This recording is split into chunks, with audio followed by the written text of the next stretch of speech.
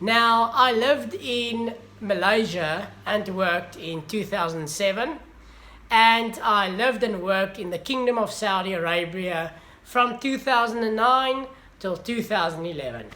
So I know Islam pretty well.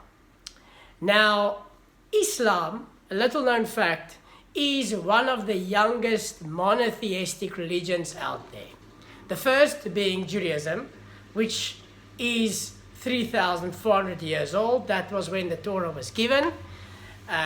Christianity is 2,000 years old, more or less the time of Jesus' birth. And Islam is 1,400 years old. Now, how did Islam start? Islam started with the story of one person, Muhammad. Now, the story goes like this. Muhammad went into a cave. Something strangled him and said, read. And Muhammad, being illiterate, he could not read or write, said, I cannot read. And this thing strangled him again and said, read in the name of your God. And he said, Wallahi, I cannot read. And it strangled him again and said, read. And he said, Allahi Muhammad Rasulullah. Something like that. Basically saying, I'm the Lord your God and Muhammad is my prophet. Now Muhammad thought that this thing that strangled him is a demon, and he was very afraid. And he ran home to his wife. His wife, this is now his first wife, Khadija, was quite a bit older than him. Anyway, he ran home, got home, terrified, sure that he's just encountered a demon. This is Muhammad's story, not my story. Now, Khadija calms him down and tells him, Muhammad, take a chill pill. Muhammad takes a chill pill, and Khadija says, are you sure it is a demon that you saw? Muhammad says, Wallahi, it's a demon. Now Khadija says, we will do a test to see if this is a demon or if it is in fact an angel and you are indeed the new prophet. Muhammad, keen to make this thing go away, said whatever you want, because this thing actually followed him. Now Khadija asked him to sit on her lap. And he did as Khadija has told him. And she asked him, is the thing still there? And he said, yes, it's still there, Khadija. It's still there. Then Khadija started to take off her clothes, being naked. And then she asked Muhammad, is the thing still here? Muhammad said, no, it's gone. Then Khadija said, it must be an angel. Because an angel cannot stand if someone is naked. Now that's not entirely true, but that is the story within Islam. And that is how Islam started. Now there's a law in the Sunnah. The Sunnah is almost like the oral law of the Muslims. They have the Quran, which is the main book that they read. And then they've got the Sunnah, which is like the oral law. Now, the Sunnah requires 2 witnesses, similar like a Jewish court system. And the 2 witnesses needs to be male, of an adult age. Now, in this story, there was 1 witness, Khadija, and there was obviously Muhammad, a male, but he's giving the testimony, so he can't be witness. So there was Khadija, who's a female, and only 1. So thus, Islam is over as the story started. And that is something that I've discovered in all religions. Starts with the story of a single person, no witnesses, and you must rely on this person to know if this story is true or false. Only Judaism was given in a national revelation to millions of Jews. And it's very difficult to fool millions of people. And that is basically how Islam started. Now, what is the Quran? The Quran means to recite, because the Quran was never meant to be written down, almost like the Jewish oral law, the Talmud.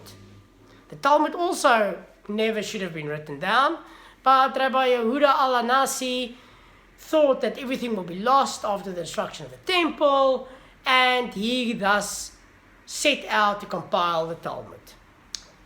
Very similar story with the Quran. Was afraid it's going to be lost, and thus they decided to write it down. Now, when they were writing it down, Muhammad was no longer around, and it was actually his younger wife, Aisha, that said that it should be written. And that is the Quran and how it is interpreted. Now, the Quran has got certain sections in it that deals with different topics of life. Again, because it's a younger religion, it copied a lot of things from the Jewish religion and also from Christianity. Islam, for example, believes that Jesus is a prophet but not God. So they do accept Jesus. And they obviously believe that Muhammad was the last prophet, and after him there will be no more prophets. Now, in this book, the Quran, there's different sections, as I have explained, dealing with different topics. There is one section in particular that many people hype up, which is called Al-Tubar, when at war. Now, in truth, the Al-Tubar chapter can only be used when you are actually at war. Now, there is imams that interpret in a different way, but that is the majority opinion. Now, I think when people ask me what do I think about Islam, or what's the Jewish view about Islam, it's always important to start it from the beginning. Now, Judaism started from Abraham, Yitzchak, Yaakov, where Islam also got its root from Abraham, who had Ishmael through the Egyptian slave woman, Hagar. And that is where Islam started. And it says in the Torah that God blessed Ishmael, that he will become a great nation, but that his hand will be against his brother, Yitzchak, which we see till today. So it's no surprise it's in the Torah. But let's consider that the Jews and the Muslims have the same father, but a different mother. So we are cousins, and we should try our best to get along. Now, as I said in the beginning, I have lived in many Muslim countries. And for many years, I wasn't there just for a vacation. And what I can tell you, with all honesty, is that most Muslims, the majority, I'm talking 99% of Muslims, is good, decent people. I mean, I knew two guys pretty well, and they actually converts to Islam, although they are Tunisian descent. And these oaks had long beards, shaved their head, wore their clothes 3/4, because that's actually how you should dress according to the Sunnah, according to the oral law. And what the one brother told me, I still remember till today. Because when you think Islam, many people when they think Islam, the first thing they think of is Allahu Akbar, which actually means God is great, and then stuff gets blown up. But what this younger brother told me is that if you see the people that blow stuff up or go on this shooting rampage, they all have hair on their head. They normally don't have a beard, or they've got a shaven beard or a kept beard. And they wear very modern clothing, and it's definitely not 3/4. Now that shows you that that person is not a religious Muslim. It's basically like this.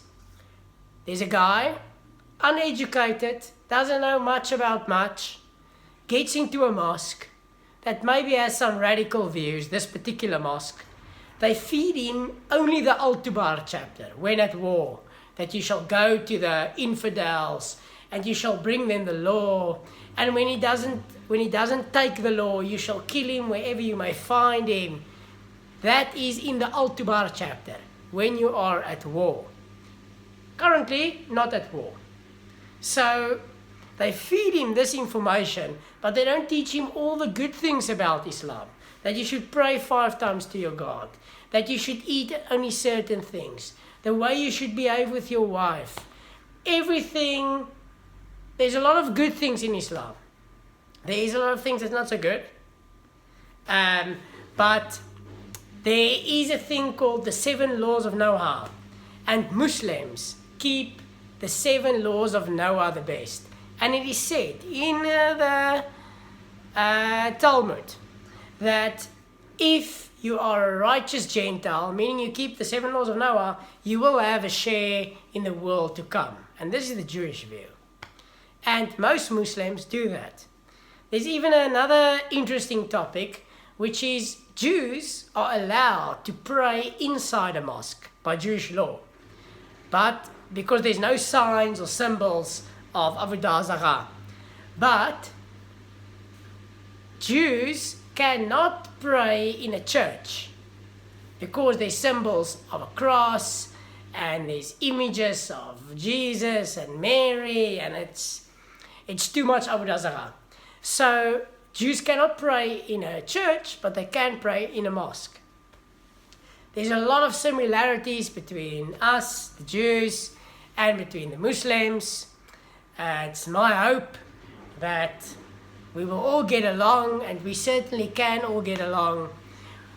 At the end of the day, we all want the same thing. We want to live our life. We want to be close to God. We want to serve God.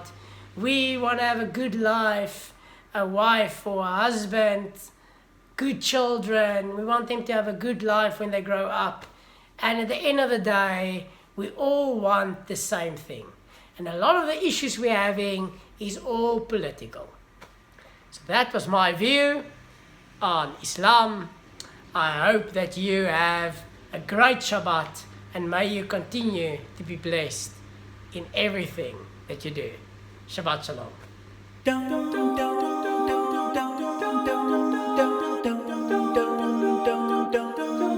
Are you ready to dance? Yeah. Oh, oh. Let's scream God's name together. Come on. Yo. Hashem Melech, Hashem Malach, Hashem